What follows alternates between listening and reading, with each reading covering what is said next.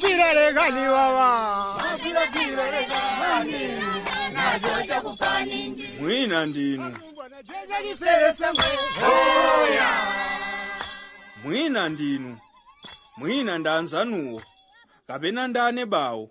Koma anthu osabweza ngongole muli ntchali chimo muno.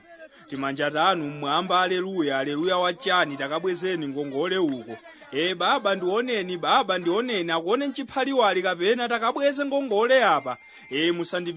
Musandipitirire wachani kabweze ngongole nzako akudandaula ishi.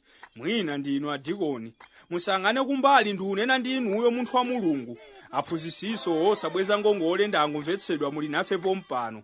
Mene mwambira ipite 5 ipite 6 mu staff room ipite wachani takabweze ngongole yanzako apa. Ati ademu malesoni plan inabe asilabasi manebu graduate ukusekerera joko mmanja ndrama yanzako ubweza liti. Zandale ndekukamwayasa kuika maganizo opanda nzeruwo koma kaimba wangongole ndosayankha mpaka ku bloga ishi. Mwina ndinu adotolo. Osathawitsa nkhope anduna. Kumeneko mama profeti. Anthu osabweza ngongole mulipo mpapa. Podza kongola ndekaulemu kuchita kuti kumbutsa kuti mayi athu ndi mayi anu anapangirapo zawana limodzi ishi. Ati sindingakunyozeni tinadziwana kalekale pa ndalama ufuna utanthauze chani. Lamawa sabata lafika uli ndiudikira pena pake pakatheka ndikuonani wachani. Iye ayi nakusungirani andisokoneza ndi maliro kumudzi kumatchula abale ako otanamwalira 1992 maliro ndi ndrama yanzako. Anthu oyipa onyasa osekerera koma ununkha khalidwe mulipo mpano. Pokukumbutsani nde muli ndi mtudzu. Ati kandalama komweka uchita unenerera ngati kanali kochepa makongoleranji takabweze ngongole oyipa iwe. Ati akundichedwetsa ndi wina wake ali ndi mteleshede wanga koma ziyenda tandiflasheni namba yoti nkutumizireniyo madzulo omwewa ngati munthu. Phuno bibi kumanyauda nzako akulira ndrama yake yomwe azichita kuchonderera. Ana opusa osabweza ngongole musangane kumbali mulipo mpano. Mumafuna ulemu ati mukana ndikumbutsa mwa ulemu musakuzipatsa nokha posabweza ngongole anthu achabe inu. Musathawitse maso ndi unena ndinuyo asisi.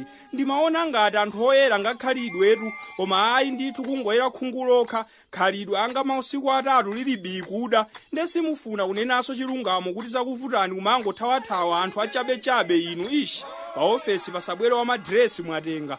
Wankhanga asadutse muli chiwindi chake chimathandiza uchiza mphumu pa ngongole mwatenga. Musamvetu kuti pabwera wa mazira aboyiro panja mwatenga pa ngongole.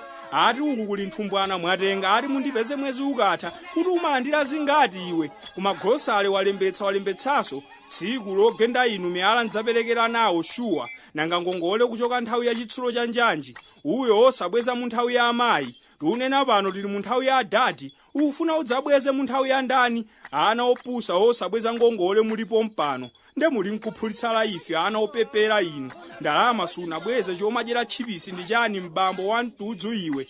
Nduti munthu wangongole mpaka kumatenga chiselfie kumadzijambula chindekha. Basi kumatsitsa umodzi nzako akudandaula mbatata ikuime pa khosi shuwa. Atu oti ndalamazo muli nazo ndithu koma kungokhala ndi mtima wayayikazi mfiti basi.